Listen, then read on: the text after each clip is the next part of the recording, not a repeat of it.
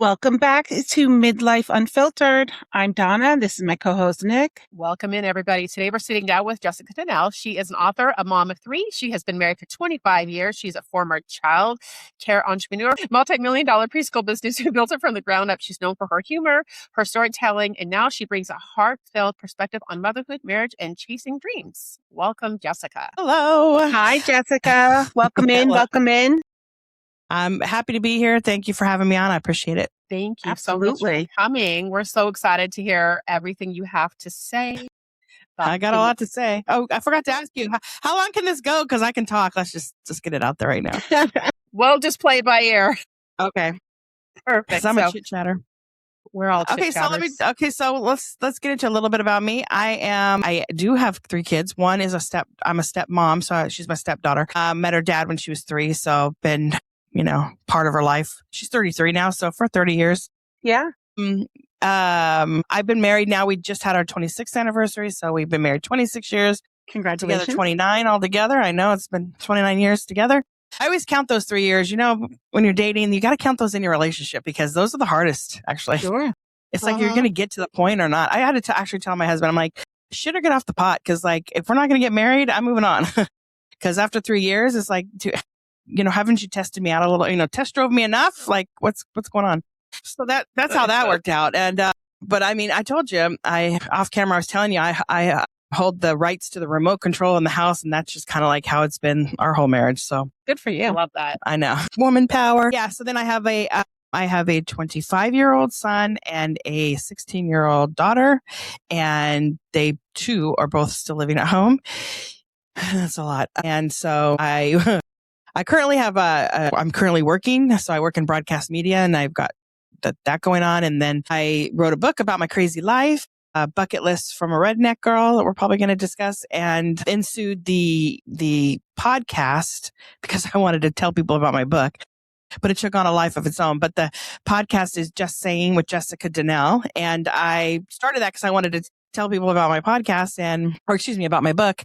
And then I just started getting on all these different people and these different storylines and about families and relationships and different books. And it's so much fun. I'm having a blast getting to know people. And then I get to go on podcasts like this, which is great. And then I get to meet people and tell people about my crazy life and how messed up it was and how to come out on top. That's always the great part, that resilient thing that people like to talk about a lot. Yeah.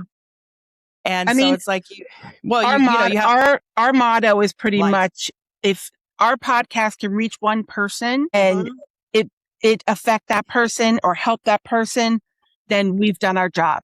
So you telling your story, reaching out to a whole different group and a whole different audience, right. Hopefully you touch someone. I think people want to be a fly on the wall too. I think they want to hear a conversation with a couple people or two different people. I've never done a podcast with 2 hosts before. So this is actually, so sorry if I step on all your words. I'm not used to it. That's fine. You're all good. We're easy. But I think they want to be a fly on the wall and hear conversations and the chit chat and all that. And I like it when it can just be a conversation and it's not so robotic. Yes. In the beginning of my podcast, I was a robot because I didn't know what I was doing. I was like, I was looking at the thing, looking at the questions, going and trying to look at the camera at the same time. And I didn't know what I was doing. It was so embarrassing.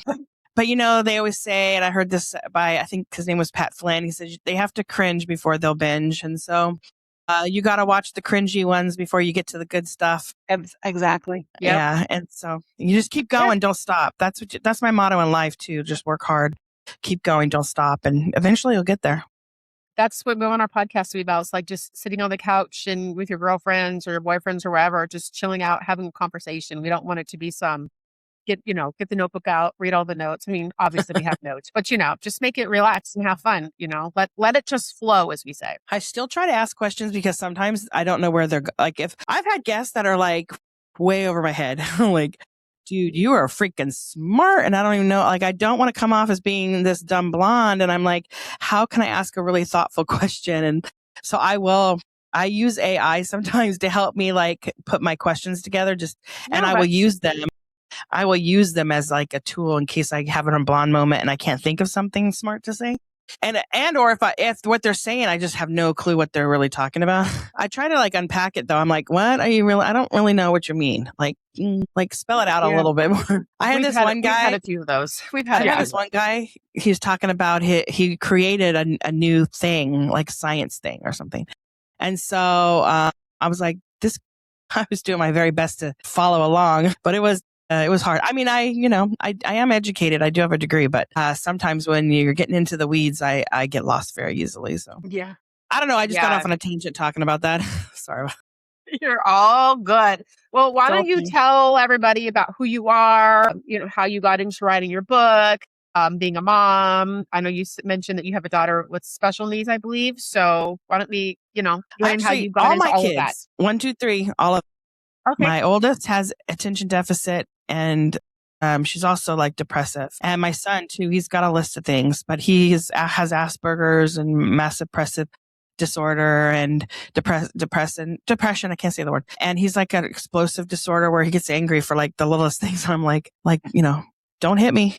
But he wouldn't. But I'm just saying, like, that's what you feel like when a 25-year-old man is like yelling at you. Yep. And so, and then my daughter, which we'll talk about, but she was born with a heart condition and needed open heart surgery at 5 months. And then after all that, we found out that she had cerebral palsy. And then we found out there's a lot of things that went with that. Like she has AFRID, which is considered, it's called let's see, what is it called? AFRID, avoidance food restrictive intake disorder. That's what it's called. Oh my goodness. So she will not eat anything that has texture in it. So she only eats like pudding, soup, mashed potatoes, applesauce. That's like the only consistency she'll take. And it's got to be mushy. It can't be lumps. It's got to be like, pureed kind of. So she's still to this day, she's 16. She won't eat anything else. Not a cookie, not a French fry. I mean, when I say nothing, not even a cracker, nothing. Chocolate, she'll let it melt in her mouth. She won't chomp it. She'll let it melt in her mouth. And so then because of that, then she has to wear pull-ups because her number 2 comes out a little bit different than ours. And so it's a hot, we're trying to wear, she's 16 with pull-ups. It's like a lot. Yeah. Yeah, of course. And expensive. And then, she also, lots of protein drinks. So you have to buy protein drinks and they're not cheap either. Yeah. Oh, yeah. Yeah. And so there's a lot of that going on. And then, we just had her chromosomes checked, and we did this when she was younger, but the science wasn't there yet. And I guess we just had them rechecked just in case. And sure as shit, she came up with a positive for what people can look it up. It's called 16p.11.2. Weirdly, but it's true.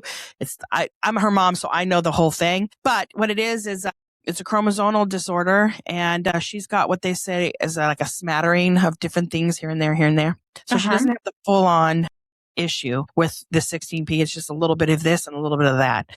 And so with that new diagnosis, autism is part of it. And they diagnosed her with autism level 1. And that all came out in the last year. So it's like all the things I was going through were probably the reason why is the 16p is the reason why she went through all these other things that nobody could explain why. And now we know why. Had I known though back then that she had this, it's possible that who knows, maybe she would have gotten better Different care, therapies. but I just don't think so. I mean, we've done the best that anybody probably could to help her. She has heart problem that will persist her whole life. So she had one surgery at 5 months and she's due for another one. Last year, they thought for sure she was going to have one. And then they said, nope, she's all clear for this year. Let's bring her back. And then every year she has to get cleared, MRIs and all this stuff. And for her, she has to be put to sleep for the MRIs because she can't do it. And so it's a big thing. And the children's hospital and all the insurance coverages, and it's a hot mess. And I'm just rambling, but I'm just thinking that there's so much now I need to start doing because we're coming back to the year again where she has to get rechecked. She has a tumor on her back that's growing that I couldn't get her into the right doctors. And so and the tumor, they said it doesn't look like it's anything. It just is growing. It's right. It's just there's so much going on. And I haven't even gotten to the real story. Let's get to the good stuff. Go ahead. Go for it. Yep. So I wrote the story about my crazy life and I called it Bucket List from a redneck girl only because I come from a small farming town in Northern California. I know people always think about rednecks in Mississippi and Tennessee or whatnot, but California has them too. We're a farming community, farming, state. It's where you get a lot of your veggies. In fact, Bakersfield, where I live right now, is where you get all your carrots. If you look on your packages, it says made in Bakersfield. But where I grew up is north of Sacramento, and it's about 5 hours away from where I live right now, in a small farming town, and everybody's, working outside, working hard, rednecks from the sun. And that's basically where I came up from with the redneck part. And the bucket list part came because when I first started college, when I was younger, he's like, what do you want to be? And I'm like, I don't know, like nothing. I want to be a wife and a mother. All I really wanted to be was a wife and a mother. Right. And so it's like, well, I was really reaching for the stars on that one. And so he said, why don't you make a bucket list of things you want to do in your life and the things you want to accomplish? And if being a mom and a wife is one of them, then maybe you could start to take early childhood education so that you could better understand the kids that you're going to have. So I was like, okay, I'm all in. So that's what I did. I started taking those kind of classes. Also, I was a runner. So in college, I was running cross country for the college that I was in. I ran for 2 different colleges. I was thin and I was really fast. I could run long distance, but I was a fast runner too. And so that's kind of like what I did. But I wrote this story because I wanted my kids to know a little bit about mommy. Because, right now they're young and they don't care. They're not asking me about my life or what was it like and why do you do these things or how are you the way you are, right? They don't care to ask. And I'm sure it won't be until I'm pretty much gone when they want to know more about, like, they realize they really didn't know anything about me. Sure. They knew me as mom, past the mashed potatoes. They don't really care about like me. And so I thought, well, I want to have something in writing so they know my origin story, where I came from, all the bad choices I made. And where to bring me to today. And so after COVID, after I got my second job, I still was sitting here after having 2 jobs with a little bit of time on my hands, just kind of like where I'm doing right now, having time on my hands. And I sat down, I started to write my story, and I would just work on it during work. And at 4:00, I turned off my computer and I went to go start dinner. And it took me 2 months with just the little bit of time I had during the day, 5 days a week. And I wrote it. It took me 2 months. And because it just flowed out of me, I didn't realize that I had that. And it just came out. But then, of course, the rewrites and the edits and all that other took like forever, before I would let somebody like look at it. And so there was a point where I did decide to print them up and send them off to my friends and my mom because I wanted their opinion. And I took it to a place called PostNet. It's kind of like a Kinko's place where you go and you have it printed and then they'll ship it for you. So I went in and they said, okay, it'll take a couple days. So then I came back and the people behind the counter, they're looking around. She's like, I downloaded your book. And I'm like, what? And I go, it's got like all these spelling errors. I'm sure still it's probably not ready for consumption. I'm positive of that. And she's like, no, it's so good. And she says, and then like all the other ones says, I'm on chapter 5. Aww. And so all 3 people in there, and they were all different. One was a gentleman, a young boy, not boy, but young, like it could have been teens. Honestly, he was young. And one was a girl and one was an older lady. And they all 3 loved it. And I thought, if that's my demographics, I'm doing good. Yeah. Like if they like it. And she's like, are you going to show them right in? Yeah. She goes, are you going to show your mom? And I go, well, one of these is for my mother. And she's like, oh my God, tell me come back and tell us what she thinks. Like, I'm like, cause in the very first page, I cuss at my mother. I told her to F off in the very first page. And that we can get to the story part of it all. But my mom and I don't know, my mom and I had a really bad relationship growing up. We're good friends now, like besties almost. But at the time, I didn't understand her and didn't pay attention to any of her pain. And it was all about me and all my pain and what was I going through and everything. I didn't feel loved. I mean, on the back of my book, it says, Marsha, if you understand what that means, then you'll appreciate this book. Because, I had I had an older sister, older brother, and a younger sister, and I was like the middle girl. Yeah. And the boy, of course, my brother can do no wrong. He was like the golden child. he walked into the room, they're like, like, here comes Joey Andrew, like, And so he was like, he could squash an angel, and he'd be like, that stupid angel got in the way, anywho. So I always felt like I had that middle child. And I do think that my parents and my mom does admit that they treated me different. And they don't, she doesn't know why. And I think they were just trying to squash my spirit. That's really what they were trying to do. Oh. I actually have a chapter in the book. It's called The Belt, the Hand, or the Hanger. Mm-hmm. And that is because my dad would ask me how I wanted it. And he's not talking about a BLT. He wanted to know how I wanted my spanking. And I always said by the belt, because my dad was 6'3" and a big dude. So his hand, he would hit me hard enough till my butt was the right shade of red, And so there was no spank count. It was just whatever he felt like. And then the hanger always left welts. And so that wasn't great. And the belt, sometimes he would flop it over the wrong way, and I would act like it hurt worse. I'm like, oh, that hurts so bad. Cry. And then he would, and this is with pants down, like, not great. And so then he would, as I'm pulling on my pants, ask me, did I learn my lesson? Because life's nothing but lessons learned and all that pervy stuff. And so, in fact, I was actually spanked in the 7th grade by our principal, believe it or not. Really?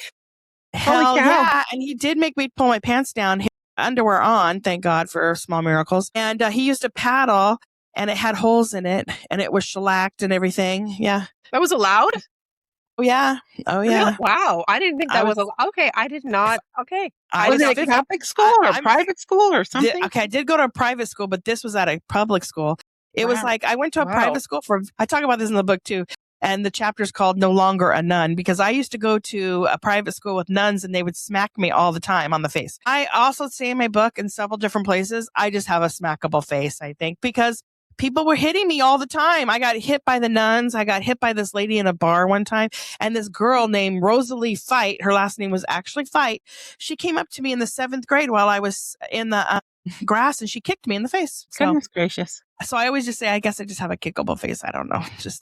Holy cow. And the funny thing is like, if you rub people the wrong way, that's just the way it is. And obviously I talk a lot. I mask things with humor sometimes. And if I'm always happy, sometimes people that are not happy don't like it. Like, they're like, why is she so happy? And like, I'm going to go in and make that not true for a while, And that was the thing with Rosalie. She just wanted to hit me for no reason. She just didn't like me. And I wasn't even anywhere near her. I was like eating lunch, like really far away. She had to like walk super far to find me, and just came over and kicked me in the face. I'm like, what the hell? Wonderful. That maybe she was, obviously this was years ago, but I always think that people that are mad at people are happy is because they're suffering in some sort of way and they don't like it. Do you think maybe? Yeah. So later on, not too long ago, I was having dinner with some old friends. I went to my old town for, I think, a funeral. And then we got together for dinner, and we were talking about people, and someone says, oh, that girl Rosalie. And I go, yeah, she kicked me in the head, like in the face for no reason. And then they were like, they go, well, Jessica, she had a really hard time. I was like, I get it, but like, have a little sympathy for the girl that got smacked, and and they said you didn't know this about her butt, and then they went into some things, and I was like, okay. Had I known that, maybe she just thought that I had it all. Like, did she not know that I too was going through my own struggles, but I didn't have drug issues, which I didn't, or I didn't even smoke cigarettes. Like, I was not a goody, but I was like, I did the right things. Basically, I made good choices, However, so this is how my book starts off. My parents dropped me in a drug rehab when I was a high school senior. I was 16 years old, and I had never done drugs. Not once, not even to this day have I ever done drugs. But my parents, they just thought I was a bad kid, even though I was cross-country basketball and track in high school. I was the school photographer. I was on the yearbook committee. I wrote for the school newspaper, and I was an officer. Like, I was not vice president, but I was rally commissioner.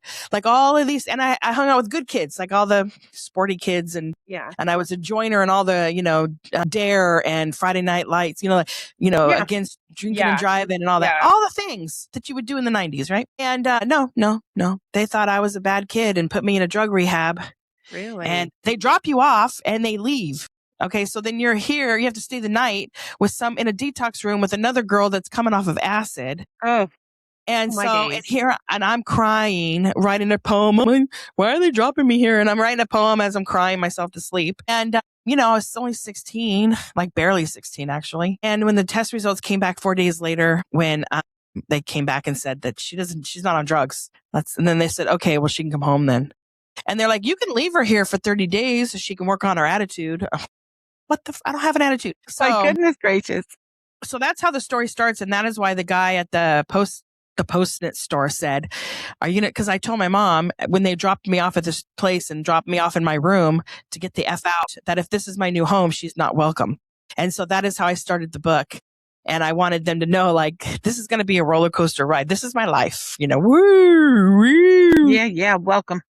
And so, and then I was teased. I have a lazy eye, kind of like Forrest Whitaker, how he kind of looks off to the side, his eyes are unshapely. That's what I looked like when I was younger. And so my mom and dad got me some surgeries, one that went awfully bad. So then the guy that created my type of surgery came out of retirement to do my surgery for free, the second one, because the first guys messed it up.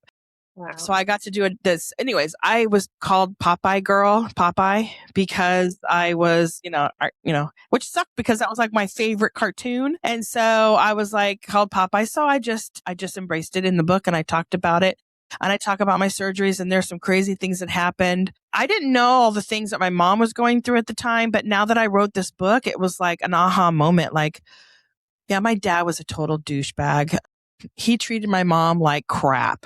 One instance, I'm going to tell you something that happened, and this should just frame how the whole book and how my dad was the whole time. Right. We were at the Sacramento airport, and this was back in the time when you can wait for your loved ones at the gate, Okay. because you're allowed to.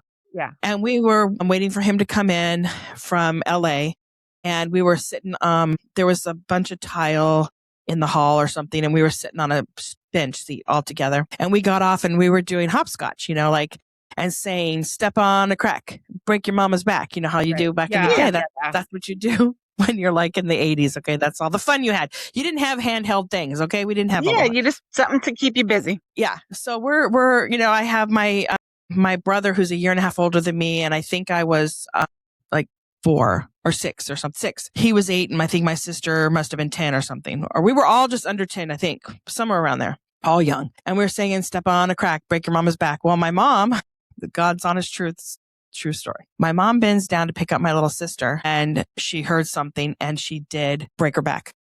Yeah. God's honest truth. Swear to God. She bent over to pick her up, and something happened, and she's like, she's like, oh my God, And so she sits down on the bench seat. She's like crying, like trying to hold it in, not to be like, like screaming. Mm-hmm. And then right then his, because she was picking him up because the thing was being called, my dad's gate and everything. And so she picked her up. And then she's like, come on, kids, we gotta go. And so she went over, and as soon as my dad got off the airplane, my mom goes, I think something happened to my back. Oh, like it hurts so bad I could barely breathe, And she was holding my sister on her hip, and he takes off his duffel bag, throws it on her other shoulder, and says, don't embarrass me in front of my coworkers. And my God. My days. Right. And then he like pushed, like how when you pass somebody by, you shove it on, and almost like jerked her forward, and like, what the F? And we're all like, hi, Daddy, we miss you. We miss you. And we're all hugging him. And like kids do, holding on his legs, making him look like he's loved. And all his coworkers are like, oh, duh. Mr. Andrew is because my last name was Andrew. Like, oh, Mr. Andrew must be loved, All the while, and then he made her carry the damn bag and my sister all the way downstairs, all the way to the parking lot, to the garage, to wherever it was that our car was parked. Oh my God, that poor thing. I know. So that's just kind of like, wow. And I talk about this in the book, kind of like one of the stories that I do remember it, and my mom went over it a little bit more because she reminds me of things, but I do remember that day. And I remember singing that, step on a crack, break your mama's back. And then it's just crazy, right? And so, but I don't know why, but it took until I wrote the book, till I realized like all the things that my mom basically endured. And then we learned out, I'm going to tell this as like a family secret, but I'll tell y'all. So when my dad passed away, my mom went into his study and, she was like gathering things and she noticed a bunch of Western Union slips in his drawer. And then she moved the mouse by accident and a girl appeared on the screen and it was some freaking chick from the Philippines and going, Bobby, where are you? Where are you, Bobby? And my mom's like, who's this? She's like, where's Bobby? La, la, la. My mom's like, he's dead. He died. And she's like, well, who's going to pay my rent? Yeah. Oh my gosh. Yeah. So he wasted all of their money. He had retired early or his work made him retire because they were restructuring and he was like 64 or something. Right. And my mom was still working. So he had a side piece he was giving money to. Yep. Okay. They took almost all their money, like all their savings, like bought her furniture, paid for her place to live, computers, all kinds of shit. Monthly Did he pass money. unexpectedly? Is that how this woman didn't know? Yeah. He had a hernia surgery and then like within a week he had died. We think it might have been a blood clot or something. We're not sure. Wow. Yeah. So there's other things I could tell you. We'll get to that too. There's a chapter. My dad, I used to think like even when I was younger, I thought it was my mom that would tell my dad stuff to get me in trouble. That's why my dad was punishing me all the time. And I talk about like the sounds of his, when my mom was like, just wait till your dad gets home, go to your room and wait. And I would talk about the jingling of his keys and all the things that I remember about like being punished and the feeling of all of that. And come to find out though, like, no, I went into drug rehab because my dad saw a pamphlet and said, yep, that's her. We're doing it. My mom had no say. And also, by the way, I give my parents a little bit of a pass when it comes to that because they didn't have computers, chat groups, support groups, anybody to help them. Who do you go to? Your mother who will say, those kids are probably on drugs, like who is she going to go to? So I kind of give her a pass on that now, and also, I think parents are better safe than sorry in any way. And if it was my kid, I probably would have done the same damn thing. But my only behavior that they said the reason why they did put me in a drug rehab was I was irritable. Oh. And I was like, isn't that all teens? Like I just say, aren't we all? Yeah. Yeah. Like you get the period, you're going to get irritable. Okay. Yeah. Pretty much. Like, give me a break. I was doing all the things. I was still getting good grades. I didn't smoke. Didn't paint my fingernails black. I didn't do all the things. Okay. I wasn't wearing, crazy things. I actually loved high school. I thought it was the best time of my life. Right. And even now when we talk with my friends, we're like, man, oh my God, high school was so much fun. We had just a great time with each other. And so when our high school had one of the first high school shootings in America, it really rocked us hard. So I graduated in 1991. Okay. Mm-hmm. And I had just graduated. My little sister was still going to school there. She was a freshman. And I was working at a preschool center and I get out of the preschool and I'm only 20 minutes away. And they said there's a gunman. They didn't call him active shooter or any of that type of stuff at that time. They didn't coin that phrase until later. But it was a gunman was at our school. And I hopped in the car and I drove as fast as I could. And when I got to the school, everybody was outside crying. Yeah. And I was like, where's my sister? Because we know everybody. We're so close. The town is so small. Everybody, they're like, oh, here comes Jessica. Like they all know who I am. And I'm like, where's my sister? Where's my sister? And I'm Happy. This one of my friends named Happy. She comes up to me and she gives me a hug. She's like, she's okay. Your mom had to pick her up and took her to the hospital. And she goes, I think she fainted or something. I was like, okay. So I ended up going home to find out because back then we didn't have cell phones. So I was like, what hospital? Where am I going? So I went home first and my sister was home. Basically, she took my sister to our Dr. Toller, which I talk about in my book a lot. We have this one doctor that we did everything with. The one doctor, your family doctor. Yep. Dr. We all Toller. had them. Yep. Yeah. Yep. And so Dr. Toller said she's fine. She's just in shock. Okay. So Hillary got out, but we all decided, we sat there and we're like, let's go help our community however we can. So my mom and my sister were going to go to the place where all the parents were going to be hanging out waiting. Mm-hmm. Right. And I went back to the school, but before I did, I went to KFC and I got like 10 buckets of chicken donated because of course I didn't have any money. I went around my neighborhood and I got 10 blankets that I could scrounge from everybody. I said, I'm not going to bring them back. And I went out to the front of the school where it was, because it's May and Northern California, it gets a little chilly. And it was already starting to be about 5 o'clock, 6 o'clock. And I went and I gave chicken and blankets to everybody because they were all waiting outside. Yeah. And when I got there, they were crying. And the names of the 4 first killed were coming out. And it just hit us. Like right now, it's giving me chills because of the moment I'm thinking of.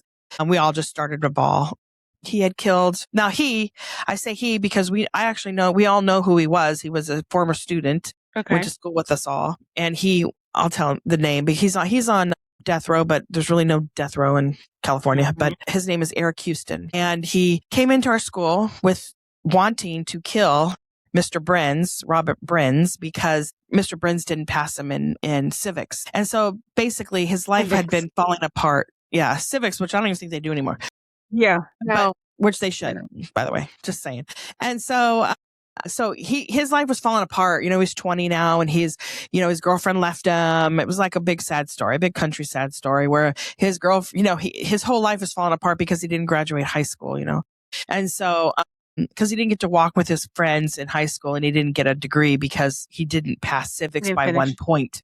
So he comes back, he kills Mr. Brenz, and he kills 4 others. And there was one of my friends really close to Jason White. He killed him, but he went into this one classroom and put the gun up to this girl's head and was about to pull the trigger. And this guy comes up and he pushes the girl out of the way, saving her life, but taking the full blunt of the blow to the head. So he like a hero, like this sophomore hero, just crazy. Oh my goodness.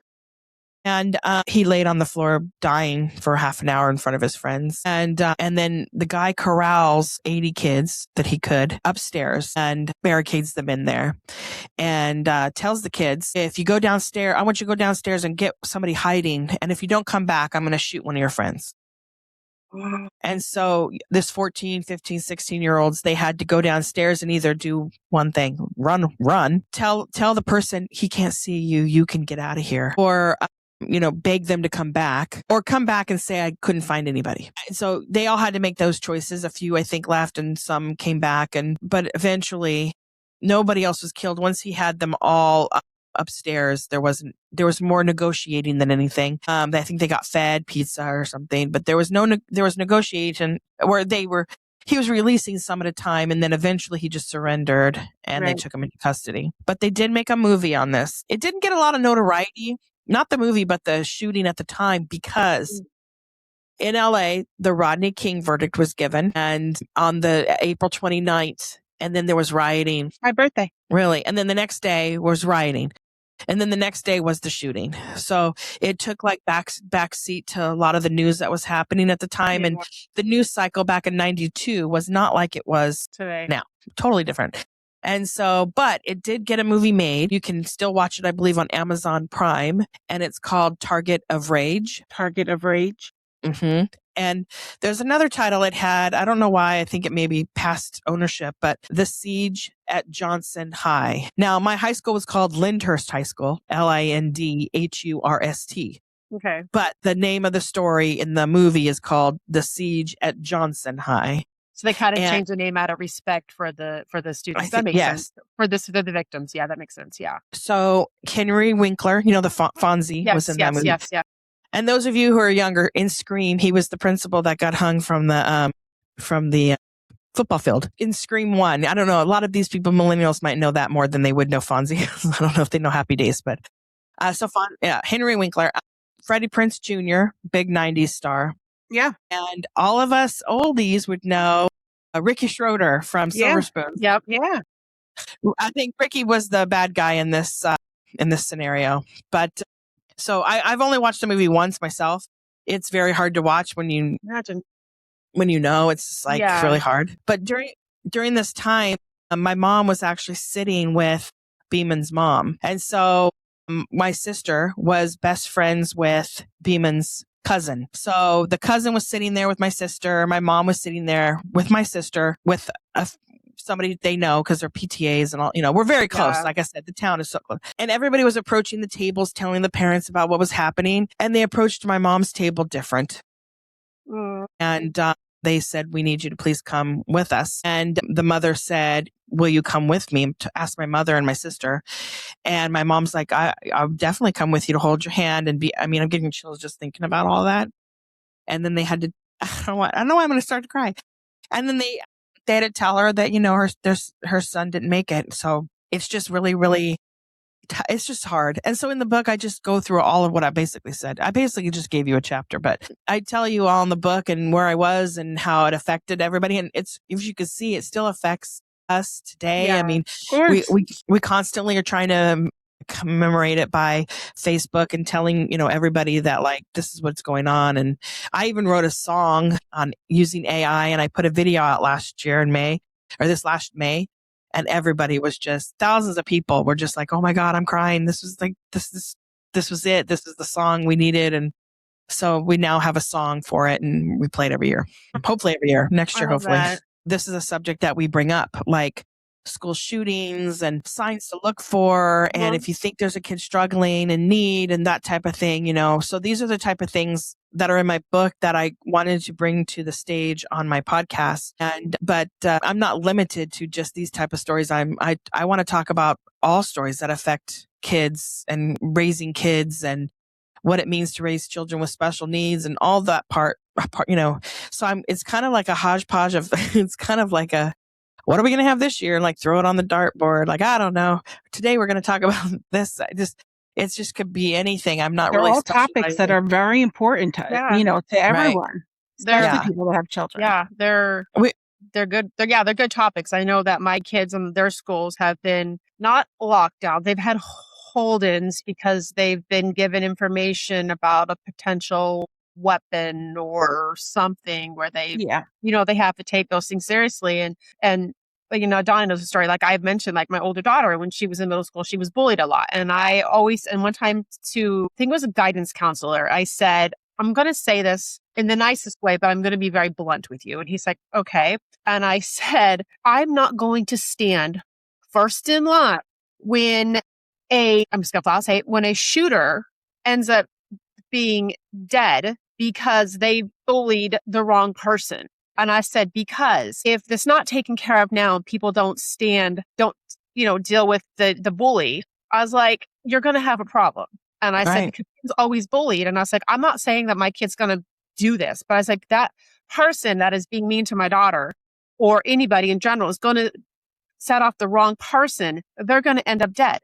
And I was like, I'm not going to stand in line to give my sympathy. Yes, I'll be sad because it is a human life. I get it. But you have to deal with it. And here's the thing. Yes. It's hard when you have, here's the thing with me. Mm-hmm. I've seen it firsthand.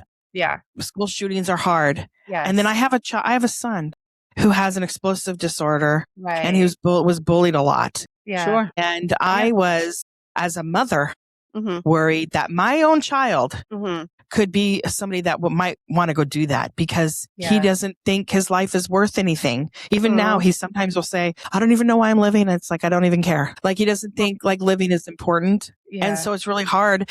And so as a parent, it's really hard to navigate that. What do you do? So when my son asked me as a junior if he could test out of high school, I thought, what are my odds? Like he could do something terrible and get himself into real big trouble or hurt somebody, or he comes home and starts college early. And so if he could test out, I was going to let him do it. And he tested out easily. I was just funny. I was looking through all of his grades just yesterday, all A's and B's. Like the kid was freaking smart. So of course he tested out no problem. And then he did start school the next semester in college. He started college a little early, but it took me, he did do a little bit of college and then he'd stop a little bit and stop, a little bit and stop. And he's 25 now. And he was able to get a job. Finally, after 3 months of hard labor in the workforce, he said, I need to go back to school. He's like, I need to use my brain. He goes, I don't want to. So he's starting to, the revving up the life thing is starting to happen, Right.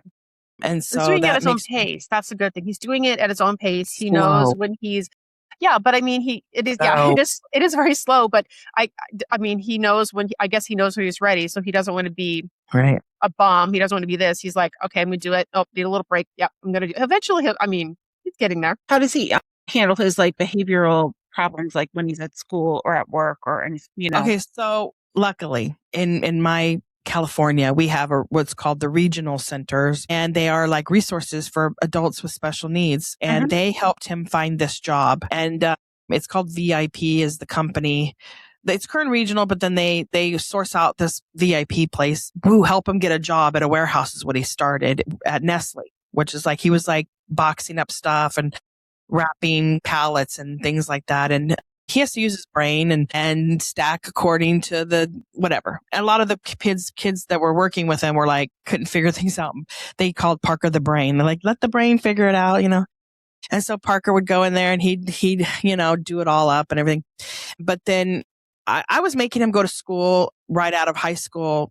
I was making him do college classes, and he was getting A's and B's. He had a couple withdrawals, and then he had one F because he doesn't test very well in this class. He went all the way to the end. He still got an F because it was only test scores that he graded on, even though he did all the homework. It was like, it didn't matter.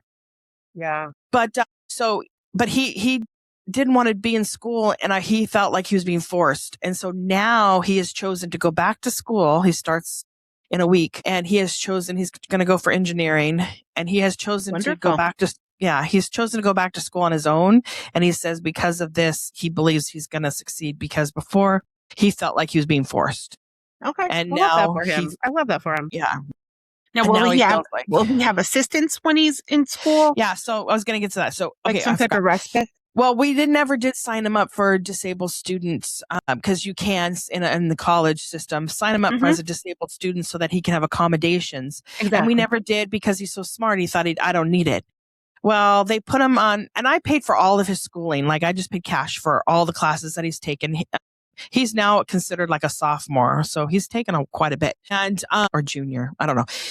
But then they said that they're putting him on, because now I'm going to make him pay for it himself. So he wanted to get financial aid. And now that you're 25, you can actually get grants and stuff. Before they went off my income and I made too much. And so now he can, they put him on financial like probation or something because he got a failing grade on his last time, and that he withdrew too quickly or something out of another class or something. Okay. And so even though his grade point average wasn't below the rate, it was still above a 2.0. They said, no, you can't. Yeah, he can't get financial aid. So we've been jumping through hoops. I had to get a note from his doctor stating all the things that he's on medication and stuff. So, but what he's being treated for. I pulled up his old IEPs. We tried to get him now as a disabled student through the college so that he can have accommodations. For testing, he can have notes and he can have some other things. Yeah. Yep. And so different testing spots. Yeah. And so now that's kind of all in the works. We're still kind of like, it's up in the air. We don't really know if the financial aid is approved yet. And he has an appointment in September for the disabled student. But yesterday they said, this is why I said I was looking at his grades yesterday, is because yesterday they asked for his old IEP, and Parker's like, it's been like, he's 25. That was like he was 18. Yeah. Or 16 or 17. And I was like, well, Parker, I'm a good mommy. So I opened up a file and I said, here you go. Because I always kept a hard copy of their IEPs. And I'm like, so now you're going to go to that meeting. You're going to have everything you need. So, and then yesterday we drove around and got him his doctor's note and all the things. So hopefully all of that's going to work out for him. It's funny because, the kids, he's seeing now the little legwork that has to go into when you have special needs. There's a lot that the parent, or now he will have to take care of on his own moving forward. And it's a lot of work. And he's starting to look like, dang, like you've had to do that this whole time. And I'm like, yes. Yeah. It's a lot of work. I'm assuming you do all of this work for your daughter also. Is she by the state or by the federal government, is she a disabled person? We tried. I don't know if maybe I'm doing it wrong because she's only 16 still, but when she was 2 and she had her cerebral palsy, a diagnosis when she just got it, I applied for, and I wasn't making very much back then as much as I am now. My husband, not me, my husband makes money. I don't make very much, but we filed for Social Security for her. Yeah. SSDI. Yeah. Or SSI actually. Yeah. You know what they did? The lady on the phone, she asked me a bunch of questions and I told her, and then she asked me what car I drove and I told her. And she asked me what my bills were and blah, blah, blah. And after I told her, she laughed and she hung up on me. What? So and then 2 weeks later, I got a denial letter in the mail. And it says that we don't qualify for her. All right. Well, my one piece of advice would go back and apply for SSI again. She's 16 years old. It seems as though she has a lot of needs and she needs to be labeled as permanently disabled. Yeah, I figured that like when she turned 18, I thought I was just going to get a conservatorship for her because like this is a girl that, like I was telling her, she still plays with Barbies. Like she's still playing with dolls and believes in Santa, you know, and I go Piper, her name's Piper. And I said, are you going to want to drive one day? She's like, yeah. And I'm like, my son and I looked at each other and we're like, no, never. She cries if you ask her to like, I don't know, go put on shoes or something. And she'll just break down and like, you know, it's just, she just doesn't have it to, she's just not somebody that can do that. Like she's probably emotionally and mentally delayed. Yeah. So, you know, whatever she has aged into right now, like my son is at least 2 years emotionally and mentally delayed. Yeah. From when, you know, when he was 3, they said he was probably at about a year and a half. Yeah. That's like Piper. Her 11p point, whatever it is, 16p dot 11.2 is considered an intellectual disability is what it's called. And then 90% of those children that have it have autism. And I was told that Piper doesn't have autism because I would always ask. Now she does this. She flaps her arms a lot. Mm-hmm. And she has done that since she was a baby, like when she was a baby. And they just said it was like a tick or something. But my daughter will look you in the eye and she's very social and she's got a lot of things that would say maybe not. But that's the whole thing about her intellectual disability. It's a smattering of this and that and this and that. And the doctor said she also has autism just like that. It's a little bit of this, a little bit of that, a little of this, a little of that. It's just so different than every child with autism has it in a special in a different way. And they're no two alike almost. You know what I mean? Yeah. And that's why they say a spectrum because they can go, you know, like over here and over there, you know? And so, and that's where we're at. Now, it's weird because I didn't have that growing up in my family history. I don't think anybody had autism when I was younger. Like I didn't know not one person in high school or any of that stuff. And I think that whatever our environment has done to us growing up, whether it be the foods we're eating or whatever, like I'm not against vaccines. Like I give all my kids their vaccines, but who knows what they're doing to us has created 3 children in my family with special needs. All 3 of them. I didn't miss a beat on any one of them. And it's a lot of work and I don't know it's hard to navigate in the beginning. So parents out there that are listening, if your child is in the beginning of it, they're about 8 years old and they're starting an IEP, you can now, let me just tell you, when you go into your first IEP meeting, it's a little scary. There's like 10 professional people in there and it's just you. And if you can get your husband to come with you, then great. But then he's sitting there like a bump on the log going, whatever you say. My mother was with me for mine. Yeah. But as a mother, you're thinking not whatever they say, honey, it's whatever I want for our kid in addition to whatever they say, because you are essentially we're in charge of our children's education, not them. We're in charge. Okay. They help, they're the resource that we use, but they are not in charge of our kids. It's us. We're in charge. And when you go there, it's daunting, it's scary, and you might go through a few of them before you realize that you can do them on Zoom now. Mm-hmm. If you do it on Zoom, it's less intimidating. You're in your own environment. You can have water where you don't feel weird to drink it in front of people. Yeah. It's just a whole different vibe. And you can even do it without showing your face. And they can just say, I'm listening. I know you can't see me, but although I show my face, but do it via Zoom now. If you can do it that way, because sometimes you'll agree to things in person that maybe you might not if you're doing it in a more comfortable environment for yourself. Yeah. And I just putting that out there for people. And I wanted them to know that I will never go into a meeting because it's almost like them against you. And then you feel like you're wasting their time because you're there asking so many questions and you're talking too long and they feel like they're pushing you into a time constraint. Anyways, I'm getting off on a tangent, but I'm just saying it's a lot.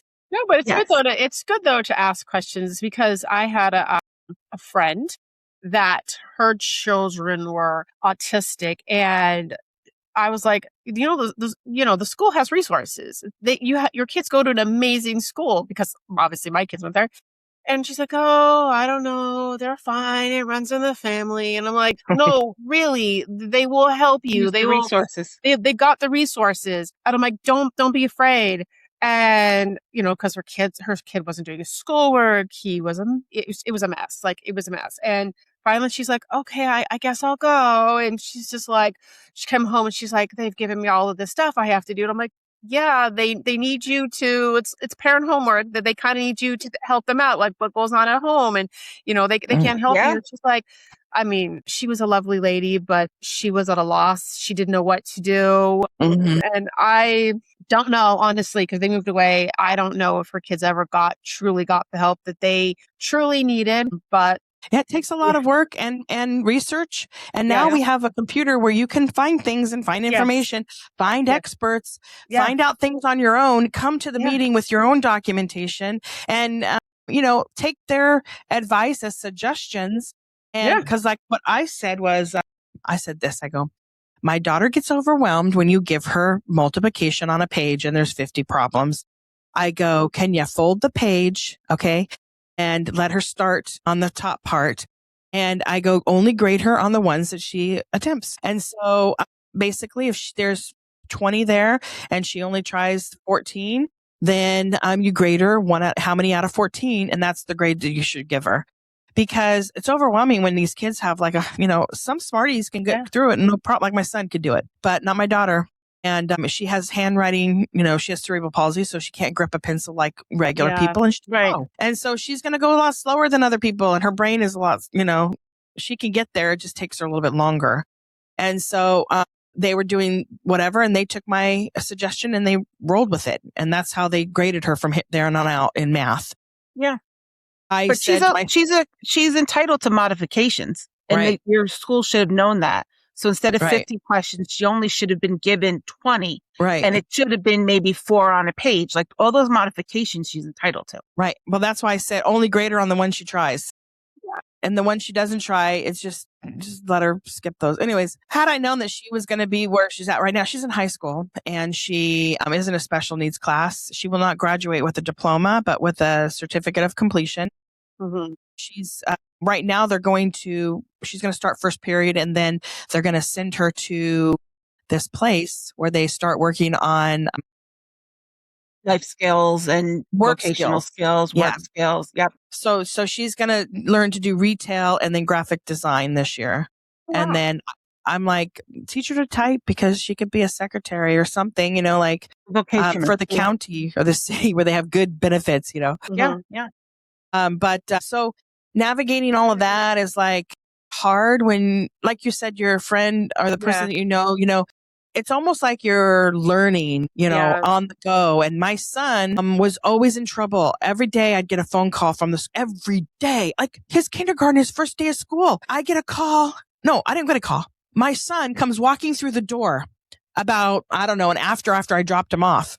Gave the teacher the apple, said goodbye. Oh, I'm going to miss you. I cried. He's like, get out of here, Mom. And he goes in kindergarten and then he goes off to the play yard with the teacher and everything. I go home. I live down the street. I have a daycare in my house and my son comes through the door and I'm like, what are you doing home? Like, you're not supposed to be walking home by yourself. He climbed the fence and because he wanted to come home, like his first day of school. And so I'm like, wow. Then they're all, Parker, you can't do that. You're in trouble. And I'm like, are you not in trouble? That's my son climbing your fence to get home. Like, hello, So there was problems every day. Finally, in the 5th grade, I told because what happened was Parker would always ask to call me. I got to ask because he thought I was the boss of everything. So it was like, I got to ask my mom. And so finally I just said, can you just give him a cell phone? Give him a cell phone and then let him walk outside the class and call me. And I would always tell him, Parker, you don't need to ask this to me. You can do this on your own. I go, you can have a good day. Mommy loves you. Get back to class. And he's like, okay, bye. But it helped him. And it really made the teacher goes, wow, I wish we would have thought of that years ago. Like just give him that little bit to help him like regroup and get back to class. They would always say he was out of his chair a lot. And with ADHD, that is normal. Mm-hmm. And, I asked the teacher, she was very mad. She just didn't like this. There's one of the teachers, 4th grade, didn't like him, or 3rd grade. And I said, well, what grade is he getting in class? And she's like, she flips 98. She said, And I'm like, and your problem? I go, he's listening to you. He's just not making it look like he is. I go, he's paying attention. He knows the work, but she didn't like him. And there was some problem. Anyway, I ended up homeschooling him from the 3rd, 4th, and then 5th grade. When I realized the math was getting too hard for me, I pulled him back into school, and I went back. Piper was in the kindergarten or preschool at the time, and I decided to go back to school myself. And I did. I got my bachelor's in business, and then later on during COVID, I got my master's degree. Again, I had downtime at work, so I did it online, got a master's. But what happened was, the reason why I had to go back to school is because I had a business that I built up from when Parker was 2. Right. I was a mamapreneur. I started a family daycare, which if anybody out there has room to do a family daycare, do it. There's so much money to be made. It's so much fun.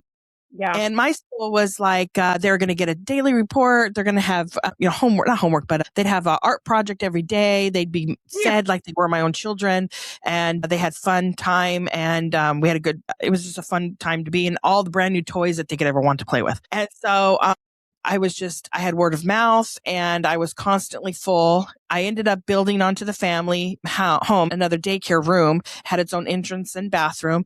And, the kids, it was just constantly full. I had 2 teachers to help me. And finally, I decided to buy one at a preschool at a church.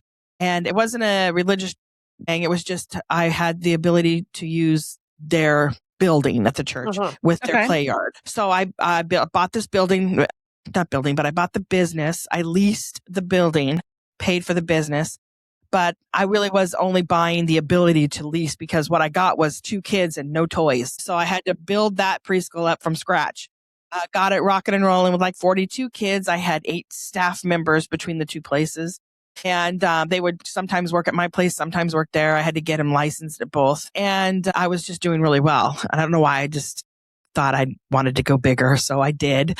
What happened was, a neighbor that was behind me, I actually watched his kid a few years back.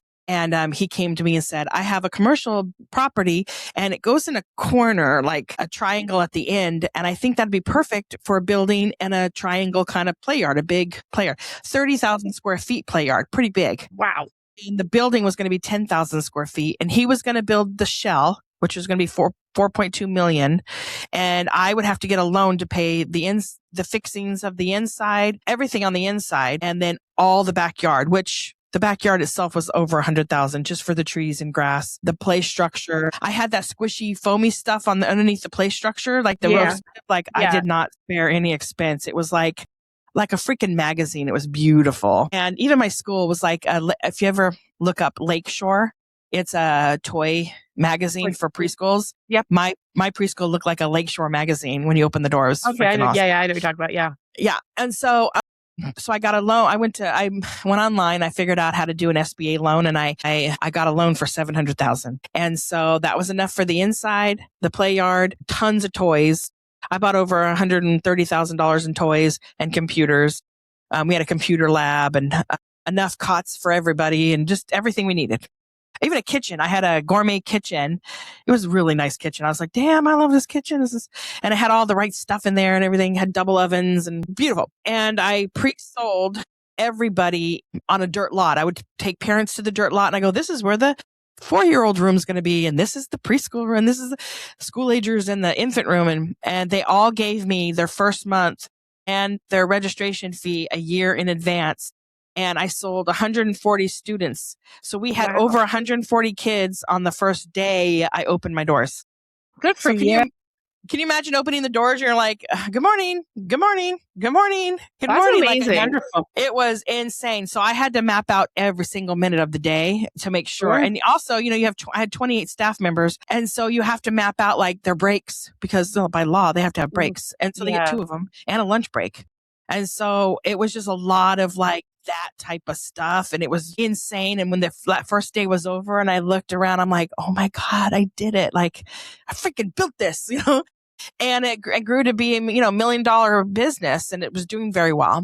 And then in 2008, I'm aging myself, 2008, the economy was going to shit in America. Mm-hmm. Parents were losing their jobs. So like by 2010, it hit Kern County where I live pretty badly. Firefighters were everybody was just losing their job. And Yeah. what happens when grandma, mom, or dad loses their job? Yeah, so Now they can watch the kids. Sure. Yeah, you don't need daycare. So we went at the highest, I had 188 students. I went down to like 88 students. I was injecting my own money, and I was struggling, but I just gave birth. So I was also postpartum a little bit. I was like, it was all just coming over. It was just overwhelming. And also I wasn't great I Googled how to do business stuff. I didn't know. Actually, I had somebody else doing my invoicing because I didn't really know how to do that. I was a little nervous to get it wrong and all that. So a friend, he was only charging me like $300 a month to do all of this CPA stuff for me. Wow. Because I watched his kids since he was little. In fact, his son just got married. I was like, oh my God. I was like, your son used to wear diapers and only eat chicken nuggets. And now he's getting married. And eating chicken nuggets. Yes, he would only eat chicken nuggets and pizza. That was his only two things. It had to be like Schwann's pizza or like Pizza Hut pizza. Couldn't be like anything else. Anyways, Right. And so he was helping me as a friend, like taking care of some of the business part of it. And so it was really hard. Had I known what I know now and that I have a business degree, I would have worked out a little bit different maybe path for my business. I probably would still own it today. But the landowner constantly always asking me to buy the business. And my daughter had just been born and she needed open heart surgery. And they said, do not let your child go to your daycare. Right. He says, do not let your child, because she could get sick and die, first of all. Do not let her go into anybody's care because they won't know what to do and that she might die. And all these scenarios. So I literally laid in bed. I pulled out my boob and I just laid there with her and fed her. And what the thing is with what she had, it's called tetralogy of Fallot. And what these kids do is when they eat, they fall asleep. And so then they just don't eat. And so then they wither away and they die from just like not eating or not being able to stay awake. Or they turn blue and then just die. So I was told that she needs to be fed good because we want her strong for the surgery. And so that's what I did. I just laid in bed with her, and my teachers I had two directors and they were really doing a great job. But then the guy kept asking me to buy my business. I think he just pounced at a time when he knew I'd probably say yes finally. And I did. And I sold it to him, but he never did pay me what he owed me. We were in mediation for a very long time. He took advantage of me and I let him. And finally I gave up. I got paid a little bit, not what I should have. And so I look at it as like my biggest regret in life, but it is what it is. It's c'est la vie. I mean, if I had to give up all of that to keep my daughter healthy, I'd do it all over again. But it's a lesson learned. And now you can take what you've learned to give to other people that might want to start a business. You've got all of that knowledge that you can give to so many young people. Like I have one of my daughters, she wants to start a business when she's going to school for math and economics, and she wants to start a business. And so having, that type of knowledge, you could help, little Jenny down the road that might come to you and say, hey, Miss Jessica, I want to start a business. Help, talk to me. I sometimes think I should just do a podcast just on childcare. Like, let me tell you that, And like, let's break it down. This is what you need to know and blah, blah, blah. Or even if I just do it just to put it out there as knowledge-based information, like do with it what you want. This is how I did it, Yeah, of course. I always think that maybe I should, but then again, I would have to break it down, write it out, business plan the whole thing before I'd even get started, which is funny because I didn't do that with this podcast. You know how you make a podcast, people? You go online, you YouTube it, and you write down notes, like what kind of software you might need, what kind of equipment you need. Some say, just start with your phone. And some goes, buy this camera, And it depends on how bougie you want to be. Like I wanted to be a little bougier, so I actually saved for the camera and the equipment and everything. And then you just start. Yeah. And you let it run. You let the camera roll. And you don't stop it, okay? And you just edit out the bad parts. Don't keep stopping it, just keep going. And eventually you'll get to the sweet spot. Kind of and like how life rolls sometimes too, Right. Yeah. That's how I was failing like all the time in life. I constantly made bad choices. And I have some really bad choices that I've made. And I was failing all the time, but then I'd come up to this really high part and I was living on the top part of it. I was like, man, I'm a baller. Like I'm doing so good. And then I would like drop down again and I'd have to work my way back up. And the only way you work your way up out of the depths of like depression and all those other places is, I talk about this in my book. It's called Domination by Determination. You take one step forward and then another and another, and you keep working hard every day, and you don't stop until you get to the point that you want to be at. And then you dream a little bit bigger and you go to that spot, and you dream a little bit bigger and you keep going. I mean, I have dreams. I'm not going to give up on it. Well, right now my dream is just getting my 401k a little beefed up, but it's okay we all to fail though. It's okay to fail, because we all learn, from failing. And I think that's, a problem. I mean, I won't say problem, but I think a lot of people, or even young people, are afraid to fail because they think if they fail, they're not going to be successful. And like my husband and I, we own our own business, and the amount of times of things that we've wanted to do, like, yes, we're going to make a lot of money. And then we fail, but we don't give up. We never gave up. We just kept going and going. And but if you didn't try, you wouldn't know. Exactly. That's what I always say. You got to keep trying, because you'll never know if that one thing fits. Like, who was it who started the light bulb? His brain just left his name just left my brain. Thank you, Thomas Edison. Like, if you go and research how many times did he have to work on how many times did he attempt to make the light bulb before it worked? I think it was 1,000 or something like that. Right. He failed 1,000 times until he got this. He knew it was going to work. He just didn't know exactly how to get it to that point, but he didn't stop trying. Exactly. Like my dad said, life is nothing but lessons learned. And constantly. His other favorite thing to say was, shoot yourself in the foot. Why are you doing that? Why are you shooting yourself in the foot? And I would constantly do that. And I don't know why I would, I would shoot myself in the foot, make bad choices. And then I'd realize, oh crap, like this is the person I want to be. This is the choices I should be making. Yeah. And, you can always change. In my book, I talk about, I talk about my relationship with God a little bit here and there. And I feel like I'm not a church. I don't go to church, but I don't believe I need to. I believe I have a good relationship with God. He listens to me and I listen to him. I literally listen. Sometimes I see things and I'm like, thank you. Like, you did that for me. I know you did. Or you made it hard for me to open that because you knew if I opened that, this was going to happen. That's right. So I look at things a little bit differently than I ever have, because I had some things happen to me when I was younger. I call it my God story. And so, I'll tell you briefly, but it's like one of the funniest stories, and it's all true, people. Okay, so after I graduated high school, I was still 17 years old. My birthday was in September. I graduated in June. So I still had a few months before my 18th. And so my parents would not let me move out of the house until I was 18 because I wanted to leave. I already packed up my room. I literally was living out of a box because I just could not wait to leave. I didn't know where I was going. I just knew I wasn't going to stay in that house. And so, but my brother's throwing parties. My parents were out of town. And my friend's like, let's go, come over to my house and we'll go to my boyfriend's house. And I was like, okay. It was in Utah and I was not California. And so I'm like, okay, let's go. It'll take us 12 hours. We'll get there, whatever the time was or whatever. And I had a Chevy Citation, a 1981 Chevy Citation.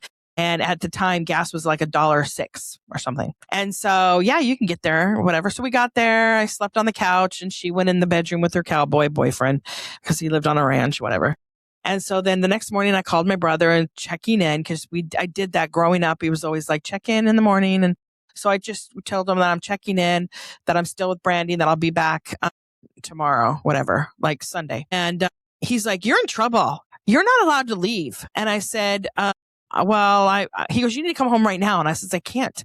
And he goes, well, why? And I go, cause I'm out of town. And so I'm like trying not to get myself in trouble. And he's like, cause my mom and dad were at a property in the high Sierras. They did have a way to get the call to check on us kids. We didn't have cell phones back then, but they would go to the ranger station, call us, make sure we're all okay. And so my brother, when my mom called, anyways, they were calling the police on me. Call me a runaway when they know I graduated high school and I'm about to move out anyways. You know what I mean? Called me a runaway, called the police, whatever. So I said, Brandy, we got to go home. I'm in trouble. We got to go home. And so we get in the car and we didn't know this at the time, but Brandy was pregnant. And so she just wanted to sleep all the time. So when we got to this freeway area, I'm like, which way do I go? She goes, just go on the 80. And I only saw this one thing that said 80. So I get on the 80, but I go the wrong way. And I'm driving through Idaho. And so I went from Utah to Idaho, totally not going to California. Yeah. And she's in the back seat asleep. And I'm driving like 7-8 hours, maybe 9 hours or something. And we finally are running out of gas. No, we didn't have anything I had a map, I think, but I wasn't using it because she said just stay on the 80. And I was like, okay. And so I'm driving. Finally, we are it's middle of nowhere and it is straight desert. And she's been asleep. She won't even come out to say hello. And I'm like, there's no one around. And I'm singing, in the plane, whatever. I'm singing in the car, not paying attention. Finally, I notice I'm freaking hungry and there's no gasoline. And I finally see something far up there. There was nothing for miles and I could see nothing for miles and past that. So I stop at the gas station and I'm thinking, she has some money for gas. No, she had no money. And I had $5 in change in my pocket. Ooh. And I was like, because I thought I'd be home by now. And I started to cry because I was like, oh my God, we're not going to get home. I'm in the middle of nowhere. Where am I? I'm lost. I didn't know I was in Idaho. So I get up to the lady and I say, I'm lost. And she said, oh, where are you trying to go? And I said, Marysville, Yuba City in California. And she's like, well, you went the wrong way. And she's like, don't cry. It's okay. We'll figure this out. Sweet, sweet gray old lady, And this filling station, by the way, was an old timey, had those so old. They had the big round things on top. Yeah. Like, so freaking cool retro. Like nowadays would be like stolen. Probably people would go out and steal them because they're so cool. And so the door was like a screen, like a old screen door, you open it up and it slams behind you. And I come in and she tells me, well, where are you trying to go? And I told her where I was going. And I said, well, where am I? And she says, well, you're in Eden, Idaho. And I said, Eden, Idaho, where's I go, I have a grandma who lives in Idaho, but I've only been there once. And she's my great grandma. And I've only been to the farm one time. And I don't even know where. I think maybe could be Eden. I don't know. That sounds kind of familiar. I don't know. And she goes, well, honey, what's your grandma's name? And I say, Vineyard is her last name. And my great grandma and grandpa, this is a great grandma and grandpa, by the way. I've only met like once. They live on this farm and they have their own street because their farm house was made in 1901 out of lava rocks and it's a historical landmark. Mm-hmm. And so you can't tear it down or anything, And so they were given their own street. And so the lady, she looks at me and she comes outside. She comes around the counter. She gives me a side hug and she squeezes me tight. And she walks me over to the door and she opens it up. And she goes, you see that road right there? That road is your grandma's road. That's Vineyard Road right there. She goes, honey, you're just down the street from your grandma's house. And she, in the middle of nowhere, dude. And she and I both looked at each other like the hand of God for damn straight. If there was ever somebody looking out for me, today was the day. I ended up right where I needed to be. Drove down the street, my grandma.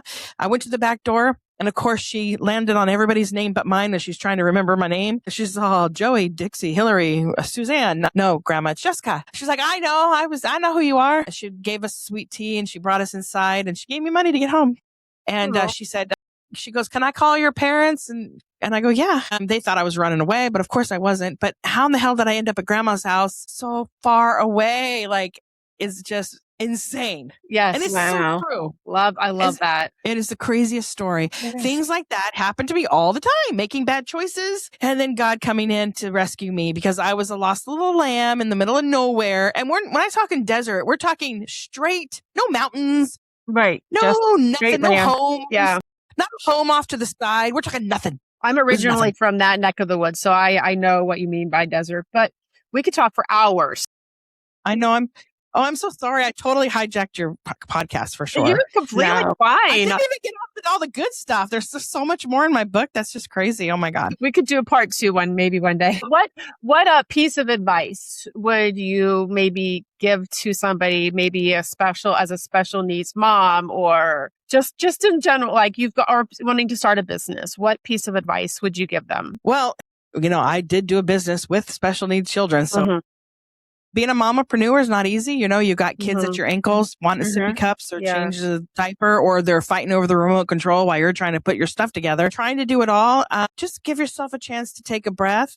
Yeah. It's okay to look online to see what other people are doing, to try to maybe garner some ideas from them, write them down and make your own suggestions and putting together your own things. You don't have to reinvent the wheel. You just have to kind of find your niche and Yes. And sure. my thing is, when it comes to business, you have to be convinced on how to sell it yourself, and you have to be able to sell it over the phone. One thing about my preschools, the reason why we were always full is because even at the other schools, I would have them redirect calls to my phone, and I was the one that was selling the preschool to the potential parents so that I would set up times for them to come visit the school. Right. And you have to take it into your own hands to be the person that's going to sell your school, because some kid that you're paying minimum wage won't put all the emphasis and Exactly. the importance on your business to the people that you're trying to bring in. So Sure. just saying. Yeah. But always be selling. That's, number one thing. And don't forget to do social media. Nowadays, that is so big. Yeah. I did not want to do TikTok for the longest time, but now I've got like 18,300 followers. I'm getting bigger. And it just takes a lot of patience and work. And if you can grow it organically, that's how you're going to get, that's how you're going to, build followers and Sure. a following for your business. So make sure you continue to use social media, and don't forget to try AI. I do AI for all my podcast stuff. I put it for my packages or people that are coming onto my podcast. I use AI to follow to create me questions. Don't be afraid to use that. And always domination by determination. Put one foot forward and then another, and keep working. And you work hard every day. You should be tuckered. By the time you go to sleep, you should want to go to sleep after a hard day's work. Just saying. There Wonderful. Love Thank that. you so much, Jessica. Thank you so much. Your stories are wonderful. I will link all of your social medias below. Do you have a website or anything like that, or just social medias? No, justsaying.net. Okay. And you go there and it'll have all my icons. So all my social media icons and my podcast information. You can get my podcast anywhere. My book is Bucket List from a Redneck Girl. You can get it on Amazon or anywhere you can get a book, most likely. Okay. And it's a good book. It's easy to read by the pool, or when your kids are playing soccer, or, at your in-laws when you really don't want to be there. It's a good book to read. And it's funny. There's so many more stories in there that I haven't even told you about, but that are interesting. And we want them to read. We want them to buy your book. So we don't want you to tell everybody, because then they won't buy your book. We want them to buy. Only like 2 or 3 stories. There's like freaking so many in there that I can't even go through them all. It's so many. I'm serious. Well, I'm good. You know what? I'm glad. I'm glad that, the book is doing well and people are reading it, and you were able to share all of your experiences. Yes. Thank you. Thank you so much. Yeah, I truly appreciate you coming on, and I will get this out sometime next week. I just appreciate you guys. Sorry I took so long to get to the point. Sometimes it's hard because the stories are just incredibly crazy, and there's so many more. I only told you like a couple, but the book does not even, those are only the few of them. There's just so many more. The stories you said were meaningful and definitely going to resonate with people. So that's, you told them what, the most important ones. They're going to definitely help people out there. So thank you so very much. Awesome. Thank you. Thank you. Thanks. Nice to see you. Let's hold on.